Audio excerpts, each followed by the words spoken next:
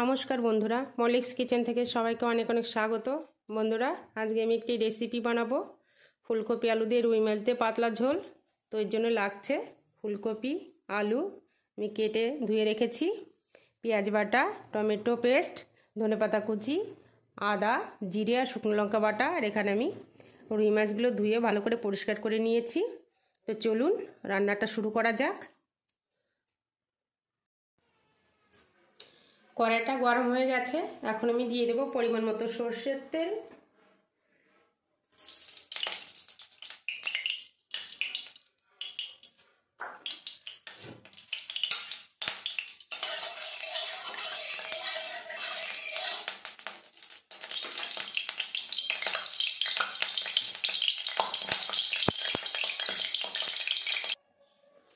একটু লবণ দিলে মাছটা কড়াইতে লেগে যাবে না।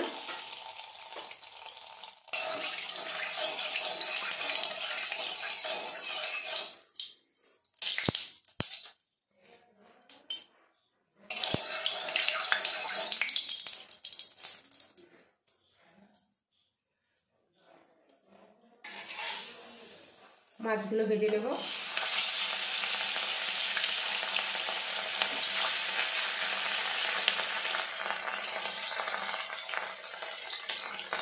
একবারে সব মাছগুলো ভাজবো না, অল্প অল্প করে ভেজে নেব। মাছটা উল্টে দেব।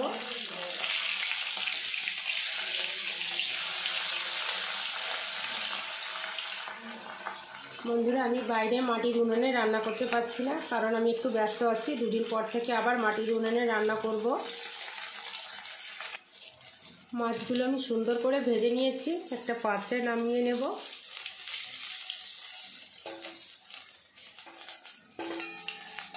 দেখুন কি সুন্দর লাল লাল করে ভেজে নিয়েছি। বাকি মাছগুলো আমি একইভাবে ভেজে নেব।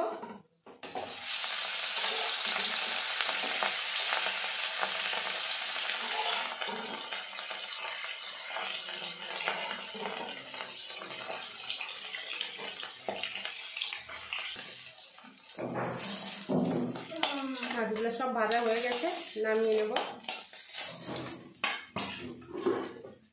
ওই তেলে আমি আলুগুলো ভেজে নেব।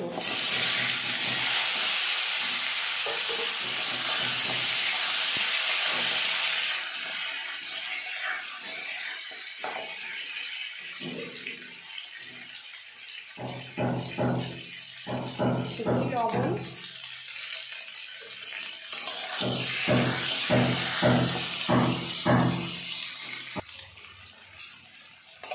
আলুগুলো ভেজে নিয়েছি, তুলে নেব।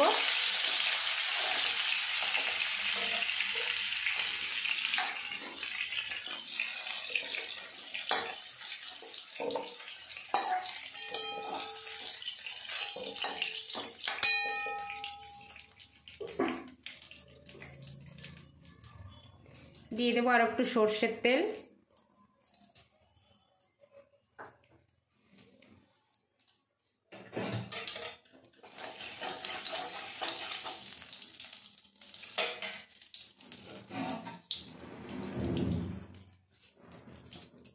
এবার আমি ফুলকপিগুলো ভেজে নেব।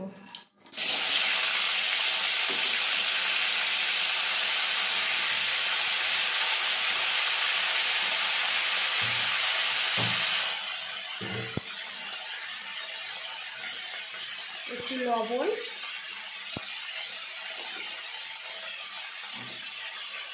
একটু হলুদ,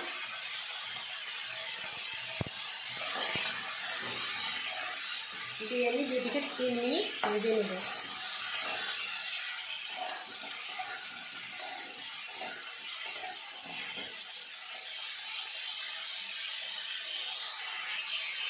কপিগুলো আমি ভেজে নিয়েছি, নামিয়ে নেব।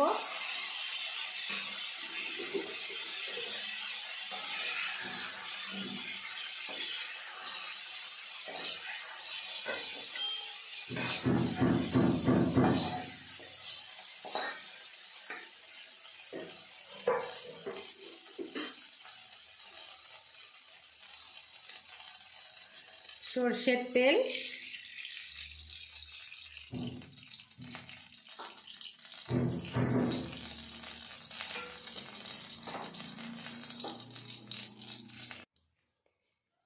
শুকনো লঙ্কা,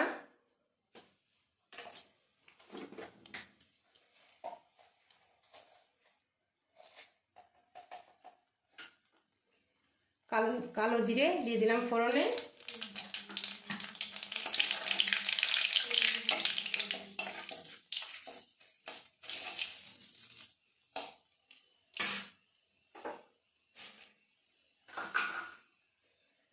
পেঁয়াজ বাটা,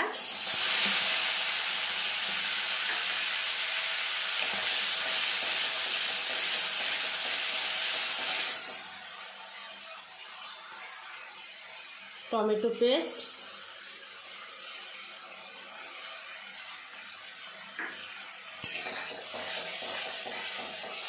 দিয়ে আমি 2 মিনিট মতো কষিয়ে নেব।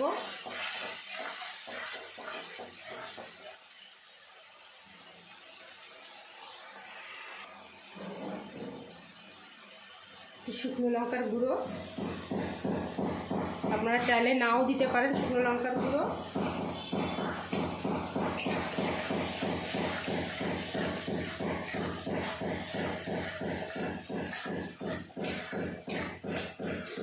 দু মিনিট কষিয়ে নিয়েছি, এবার দিয়ে দেব বেটে রাখা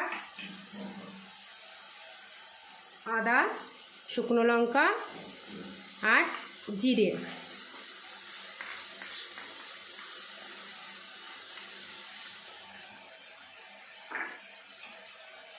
দিয়ে আমি আবার 2 মিনিট কষিয়ে নেব।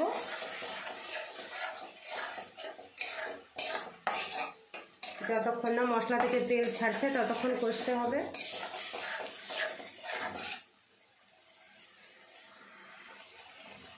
এবার দিয়ে দেব পরিমাণ মতো হলুদ গুঁড়ো,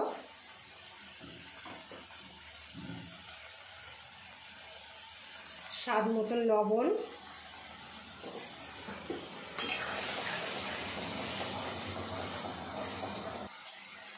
এক চামচ চিনি।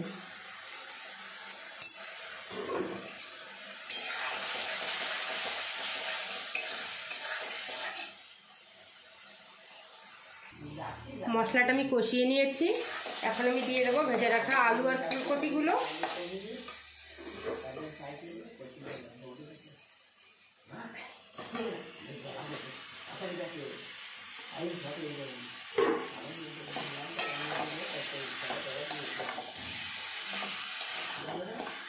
ভিন্ন স্বাদের একটা রেসিপি, এইভাবে রান্না করে খেলে দারুণ লাগে। আপনারা তো অনেকভাবেই খেয়েছেন ফুলকপি আলুর মাছের ঝোল, তো এইভাবে একবার রান্না করে খেয়ে দেখবেন, আশা করি খুবই ভালো লাগবে।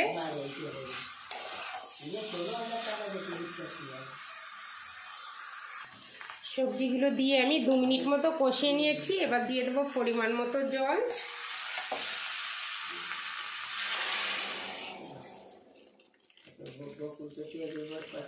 আমি তো আগেই করেছি, দিয়ে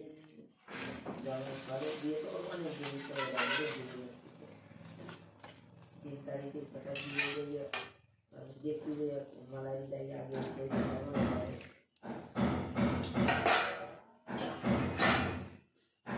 আমি এবার 3 থেকে 4 মিনিট ঢেকে দেবো।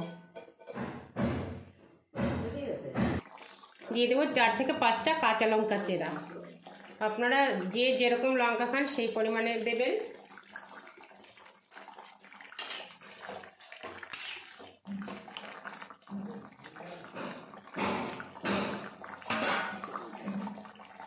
এবার দিয়ে দেবো ভেজে রাখা মাছগুলো।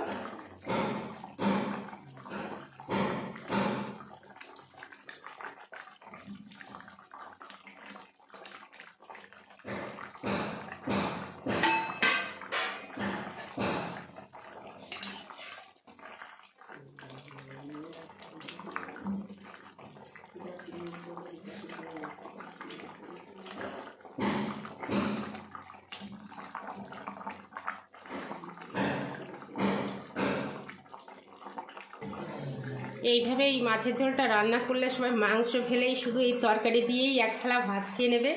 তাই বলছি অবশ্যই এই রেসিপিটি একবার হলেও বাড়িতে বানিয়ে খেয়ে দেখবেন, খুব সুন্দর লাগে খেতে, দারুণ টেস্টি একটা তরকারি। আমার সবজিগুলো সব গলে গেছে, এখন আমি দিয়ে দেবো কেটে রাখা ধনেপাতা।